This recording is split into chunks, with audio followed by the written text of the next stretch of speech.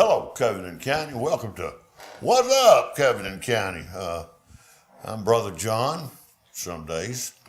Then there's those aliases I use, Petroleum V. Nasby and Donald Trump. No, I'm not Donald Trump. Well, you don't have the hair for it. No, he doesn't have the hair. He's got the comb over. Yeah. I'm here with two people, and the only reason I say that as an alias is because they're from the Covington County District Attorney's Office, and I might need an alias to get out of here. I've got here on my right Jeremie Schaffer with 2 F's. That's right. And she's really she's a local, and we're glad to have her here. She's with the District Attorney's Office, and her title is that she deals with worthless checks and restitution recovery. Yeah, recovery. Yes, sir. If you don't know what that is, we'll explore that in a few minutes.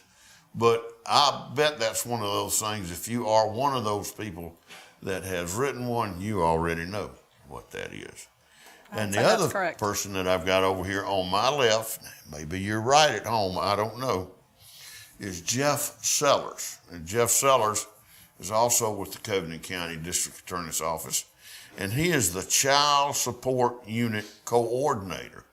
Now, again, I don't know what that means officially, but I've got a feeling that it has something to do with if you don't pay your child support, you and Mr. Sellers may get to be close friends. Mm-hmm. Would that be true? That pretty much covers it. Okay, so we're going to start like we introduced each other. And Jeremie, tell me exactly what you do, and then we'll kind of see where we can branch off from there. Okay. I am tasked with collecting money that is owed in felony cases. Restitution recovery is mostly for felony cases in Covington County. I have handled other cases, but anybody that's had a felony crime in the past, there's victims' compensation that needs to take place. There's money that's owed to victims. There's court costs that are owed, attorney's fees that are owed. All of those things come together into one lump sum per case. And so that money is owed in monthly payments.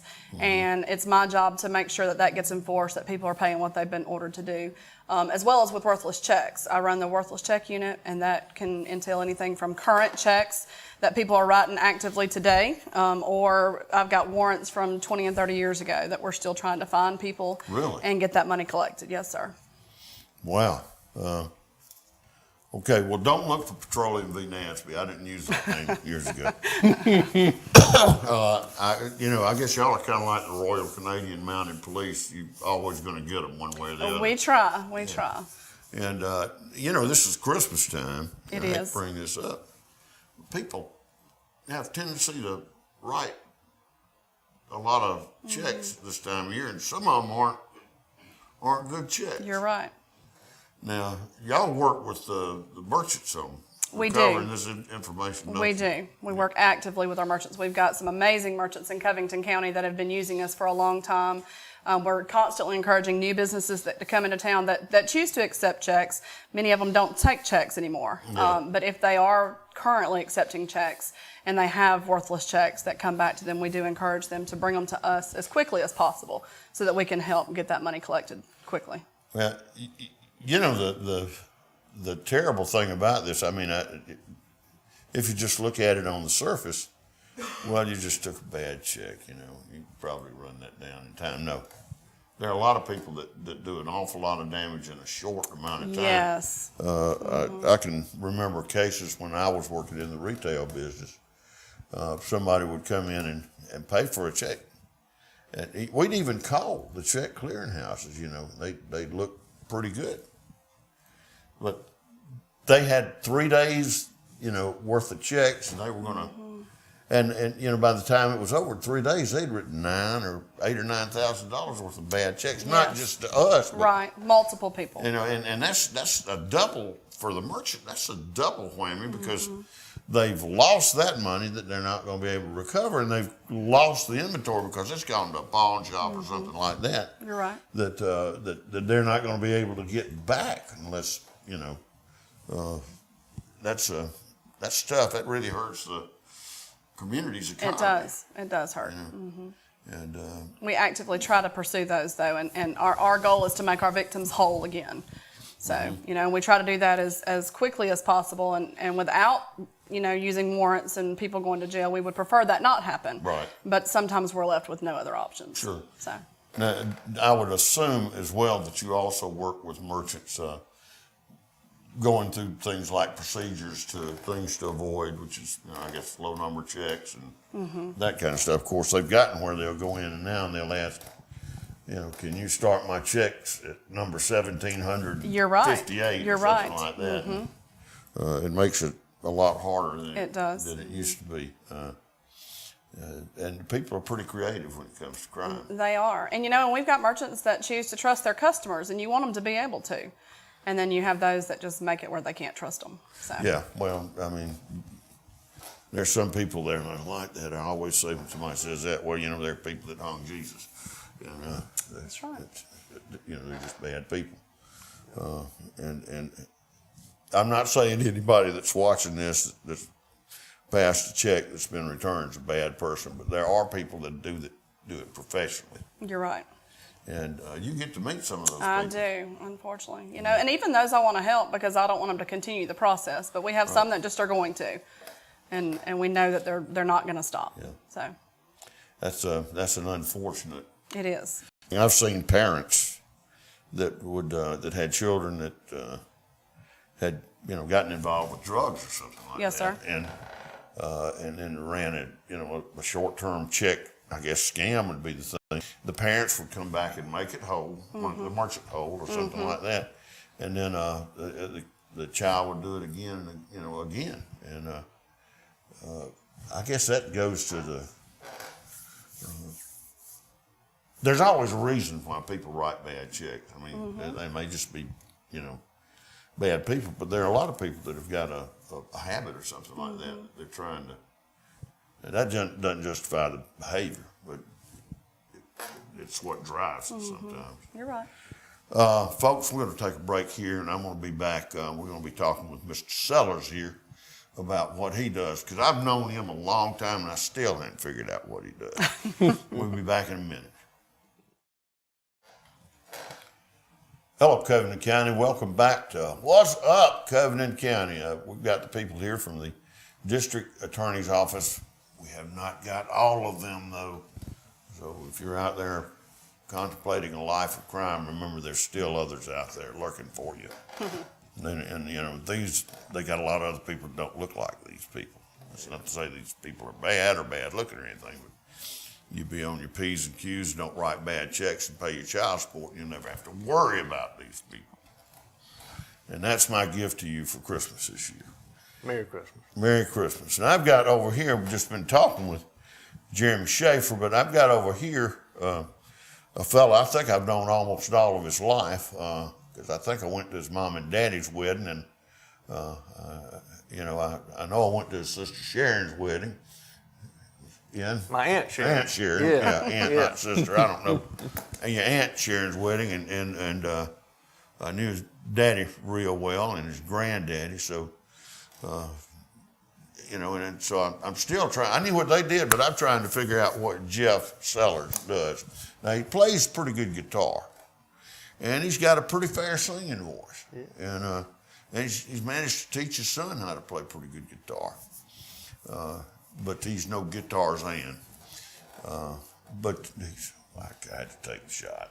Yeah, no, but and I don't have a jungle band. Yeah. But, it's such a great song. Yeah, it is. But so yeah, before we get to the business, if you want me to play a gig, play a party, give me a call. We'll come do it. Jeff Sellers and the Shameless Bushwhackers. plug. We'll scrub one off for you. Just contact me here for a small, modest fee. I'll be his booking agent. Yeah. Considering what he's told me he gets paid, it'll be a small fee. yeah, no kidding. Yeah. So, Jeff, you're with the Covington County District Attorney's Office, and you've always been in something that had to do something with numbers as long as I've known you. I have.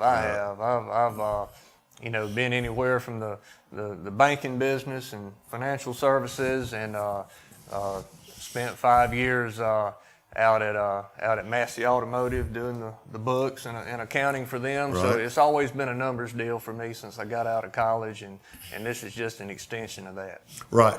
Now, your job with the district attorney's office is, in some respects, similar to what Jeremie does, but in some ways it's different. You're with the child support, I guess, services, or y'all call it the unit, the child support unit. Yeah. What exactly is that? Well, it's a partnership that the district attorney's office has with the Department of Human Resources. And our objective is to enforce court orders that are in place for non-custodial parents to pay their child support. So when an individual, a non-custodial parent, is ordered to pay child support and they willfully fail to uphold their end of the deal, then the district attorney's office comes in and we apply the law in terms of enforcing that order, whether it be jail, which typically is what it is, or taking you to court for a contempt hearing. We use everything at our disposal to try to encourage that non-custodial parent to make those payments on time, because it's a little bit different than what Jeremie does. There's a little more emotion involved in what we deal with, because you're dealing with providing for the needs of a child. Even though making a business whole is important, we're talking about putting clothes on a child's back, putting food in a child's mouth, and that's where the emotional aspect of it comes in, and that's where we focus on the legal obligation that parent has to provide for their child. There's also that moral obligation that exists to provide for that child, and there's also a biblical obligation as well. And when you're reading your Bible today, if you want to check 1 Timothy 5:8, you can see for yourself that you're also adhering to God's will by paying your child support. So a lot of emotion, a lot of obligation there, but we tend to focus on the legal side of it. And if you get behind on your child support, you're ordered to court, you don't show up, you don't pay, we're going to ask the judge to issue a warrant, and we're going to come arrest you and find out why you're not paying, and ultimately get you to pay, so we can take care of the kids of Covington County. And we do a great job at it. We're very successful. We typically collect over $4 million a year just in Covington County in child support. So that's a big number. It's a big impact. And we're proud of that, and we're always working to raise that bar and raise that number. That's a big number. It is. People as you don't said, realize that's a big number. It is a big number. There's approximately 2,100 open child support cases in our county, and now these are people that there's a record that have not kept their child support current. Correct. They are. That doesn't include the people that have kept their child support current. Right. Well, that includes people that do keep it current, but the reason they're at DHR in the first place is they have not kept it current. So what happens is the custodial parent, and typically the mother, about 90-95% of the cases, is the custodial parent, and she will come to DHR and open a case and say, look, I can't get this guy to pay me his child support. Will you help me? So then DHR steps in, and like we said earlier, in those cases where once DHR steps in, if that custodial parent is not holding up their end of the deal, then the DA's office steps in, and we take it to court and encourage them to pay through the legal system. Excuse me. Folks, we're going to stop here for a minute, and we'll be back to discuss this a little bit more. Jeff, thank you. Jeremie, thank you for your explanations. We'll be back shortly. Hello, folks. Welcome back to another segment of What's Up, Covington County. Today I'm with Jeremie Schaffer and Jeff Sellers. Oddly, both of y'all names start with a J, and both of your last names start with an S. I don't know if y'all have ever noticed that, but that's... No, I haven't noticed that. As OCD and detail-oriented as I am, I've never noticed that. Well, believe me, I'm not OCD or detail-oriented. That's just an accident that I made that connection. Yeah. Anyway, we're here. They're both here from the Covington County District Attorney's Office. If you don't know who that is, that's Walt Merrill. Walt's about as straight as a string, and I'm assuming since these two hang out with him, they are too. And I know this one is. I've not known Jeremie very long, but I know this one is. He comes from a long line of straight stringers. His granddaddy was one of the most honest people I've ever met in my life, I think. Thank you. But anyway, they're talking with us today about things like recovering worthless checks and that kind of thing. And then we've also been talking about the child support, services the child provide, working with DHR to help children or families receive child support from people that are non-custodial. That means they don't live there and they're not paying their court adjudicated child support. Yeah. $4 million a year in Covington County. That's how much they collect in child support in that system. 2,800 people on their records they may be paying it now, but you've had to work and administrate with them. Folks, when you think about that, there's got to be, in some cases, sympathy for both sides. I mean, but in the end, the people that suffer the most for that kind of thing are the children. Now, I work with several projects here in Covington County to help feed children that just don't have it at home because, and that may be a case where the daddy's there and mama's there and neither one of them works or can work or something like that. But there's also an awful lot of situations where mama's there and daddy's not, and there's no income or not enough. So, kind of what you end up doing, or you kind of end up doing the Lord's work, trying to help those kids out. And I know, you can't make sure that it's administered properly once you get it for them, but you can try.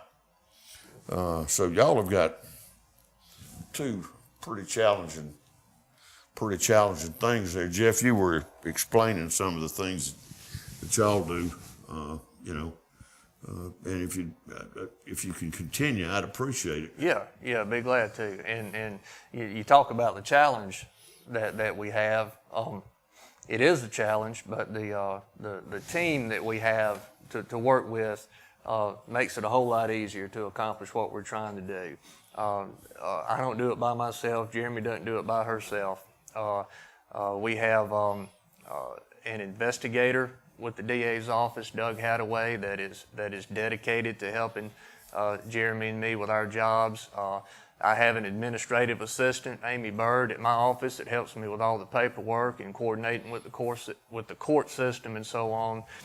We have two assistant district attorneys, Lee Enzer and Gypsy Smith, that help us in court. Gypsy's been doing this with us for a little over 2 years. Lee has been doing this for 30 years. Mm-hmm. So a lot of experience on the table. On the DHR side, we've got 4 very experienced, effective, and efficient caseworkers that deal with these custodial and non-custodial parents on a day-to-day basis, that put these cases together and get everything organized and in place so we can do our job when it's time to go to court. So it's definitely a team effort all the way around. Right. We just get to sit in front of the cameras today, but there are a lot of people that do a lot of work for the businesses and the children of Covington County. Well, now I'm going to kind of go off here for a second. One of the reasons that y'all are here today is because it's Christmas time. I think, it's Christmas time, and I would think it'd be pretty nice to have a Christmas where you got a little ham or turkey, or we were able to have something under the tree besides the fire. Yeah. And so I would guess y'all are here to try to ask people to, if you're thinking about Christmas, try to think about those folks that you need to give a good turn to. Want to talk to that? Sure, I would like to. Specifically, I was actually working, we didn't really talk about restitution and recovery so much as far as what I do, which is collecting fines and costs and that sort of thing for felony cases. And we do something monthly called the show cause docket, which is just a monthly court date where people who have fines and things that are owed, they're able to come to court if they're unable to pay, if they're having a bad situation. Because even somebody who has a criminal charge, life happens to them, and there's things they can't prevent. And I like to say, I tell people every day that I'm easy to work with, and if you'll come work with me, I'll help you, I'll work with you, we'll do what we can. But what I'm finding out this month is we do this monthly, and monthly we issue warrants for people who aren't complying. And I'm finding a very large quantity of cases that are going to have warrants issued because they've not done over the last several months what they're required to do, what the judge is ordered to do. And the sad thing about it is I don't want to put anybody in warrant. I don't want anybody to be in jail for Christmas. But whereas in months past, if they had attempted to do what needed to be done, they could call now and say, hey, I'm struggling a little bit. I need to do what I need to do. But now my hands are kind of tied because they've taken months to not do what they've been ordered to do. And so now where we're trying to collect money to help the children have what they need at Christmas time, I've also got folks who are unfortunately probably going to jail. Yeah. We don't want that, and we tell people repeatedly, we use Facebook and phone calls and postcards to tell people, come pay what you're supposed to pay. We're not padding our pockets. We're collecting what's owed to other people. And so if you'll work with us, we'll work with you. But not everybody wants to help us do that. Yeah, and John, we look at it the same way on our side. We want you to pay. We don't want you in jail. Once you are locked up in the jail, you become an expense. That's right. We want you on the revenue side of the ledger. That's right. And particularly coming up on Christmas, and because Christmas is coming up, we actually have a warrant roundup scheduled for Tuesday, December the 4th. Child support roundup. We're going to have local law enforcement out in force, trying to round up as many delinquent child support warrants as we can. We have approximately 300 active warrants in the county. We're going to get as many as we can, get these folks to pay so these kids can have a Christmas. If I want to encourage you that if you have an outstanding warrant, contact me. I'm located at the DHR office here in Andalusia. If you've got your money, you have questions about how much you owe or how much you need to catch up to have your warrant recalled, call me. Come see me. Let's work something out. Let's get the money in the house where it belongs for the kids to have Christmas, get you back on a fresh start, paying your child support like you're supposed to.